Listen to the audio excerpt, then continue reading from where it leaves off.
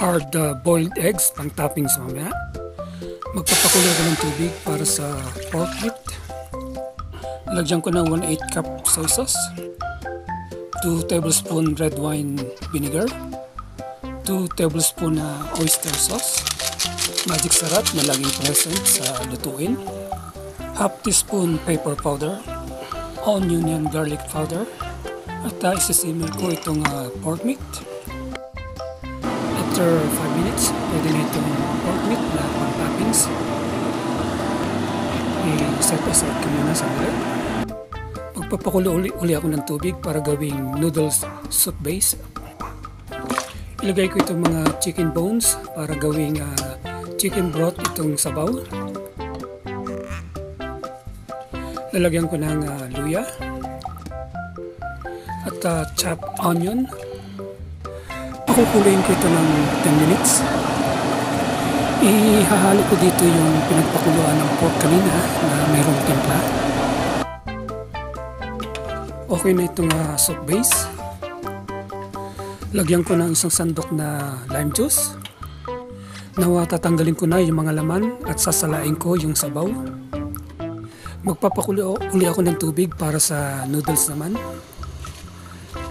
Shrimp egg noodles ito.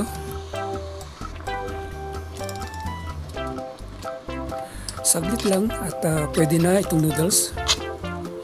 Ilalagay ko ito sa strainer para patuluin. Now, plating na tayo. Siyempre, mauna ang noodles. Next, yung mga toppings, pork.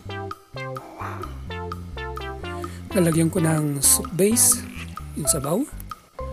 Lagyan ko ng cilantro. Isunod ko yung hard-boiled egg. Lagyan ko rin ng toasted onion, toasted garlic, at syempre yung pampagana sa pagkain, chili flakes. At para naman oriental ang dating, lagyan ko ng sesame oil. Okay na ito, hahaluin ko na para matikman na. Medyo natatakam na ako mga kaibigan. Gusto ko nang matikman ito. Tikman ko muna yung sabaw para ma-rate natin. Alright mga kaibigan, sobrang sarap po ng lasa.